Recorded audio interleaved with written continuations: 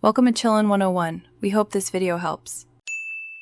You begin by creating a GA4 property and adding a web data stream so data has a destination. Once done, copy the measurement ID and install the tag using gtag, JS, or push the tag via Google Tag Manager. This gives consistent version deployment across pages. After deployment, open Debug View and the real-time report to verify that your page view and basic events arrive within 5 to 10 minutes so you know the connection works.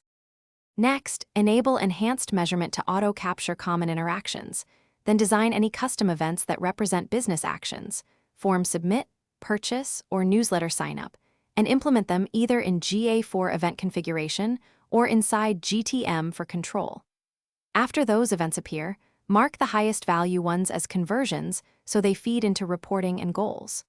Also map user properties and custom dimensions to preserve user context, and verify your data retention and attribution settings to ensure accurate cross-session measurement. Finally, construct explorations, funnels, and custom reports that answer your core questions. Save templates and schedule email deliveries to stakeholders. Build audiences for remarketing and link Google Ads, and export raw data to BigQuery when you need unsampled analysis.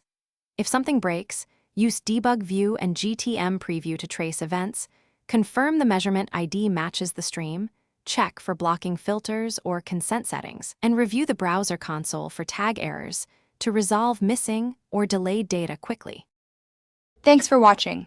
Consider subscribing if we helped you.